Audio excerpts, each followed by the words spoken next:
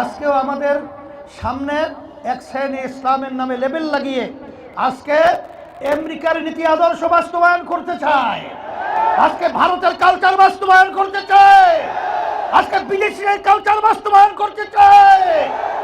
আমি নোয়াখালী আমার ভাইদেরকে, বাংলাদেশের মানুষকে আমি বলবো, আমরা ধোঁকাবাজি সরানো দেখতে চাই না, আমরা ছড়ি সরানো দেখতে চাই। এবং বাংলাদেশের মধ্যে আমরা বাস্তব ইসলামকে দেখতে চাই। যদি যদি চাই তাহলে আমি সকল কুদরত আহ্বান জানাবো। আজকে ইসলামী আন্দোলন বাংলাদেশ অনেকে মনে করেছিল যে আমরা একা হয়ে গেছি।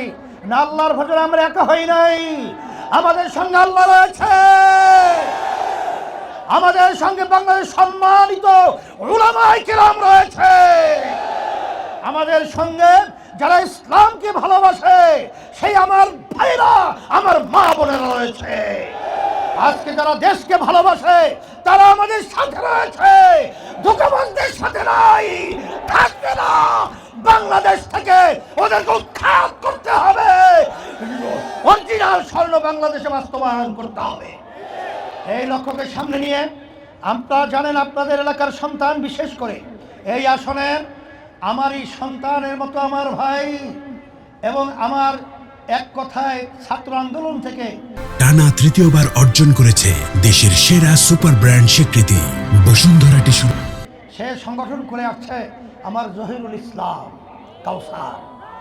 এরপরে আপনারা দেখছেন খলিলুর রহমান কেন্দ্রীয় দায়িত্বশীল, আমাদের নুরুদ্দিন আমানতপুরি, এরা বিশেষ করে এখানে উপস্থিত হয়েছে। এবং সারা বাংলাদেশে যারা হাত পাখা প্রতীকে আজকে নির্বাচন করতেছে, আপনাদের কত উন্নয়নের কথা আমি কিছু বলবো না, তবে সংক্ষেপে একটা বুঝি বা একটাই বলি, যদি আজকে হাত পাখাকে আপনারা বিজয় করতে পারেন এবং এই ইসলামকে বিজয় করতে পারেন, সারা দেশের মানুষের মুখে আল্লাহর ফজল করমে হাসি ফুটাতে পারবো ইনশাআল্লাহ। এই জন্য আমি এই হাত পাখা প্রতীক, শান্তির প্রতীক, আমি আমার জহিরের হাতে উঠিয়ে দিয়ে আপনাদের সামনে আমানত হিসাবে রেখে গেলাম। আল্লাহ যারা হাত পাখা প্রতীকে বিজয় দান করেন। খলিলুর রহমান হাতে উঠিয়ে দিয়ে আপনাদের সামনে আমানত হিসাবে রেখে গেলাম, আল্লাহ যেন বিজয় দান করেন।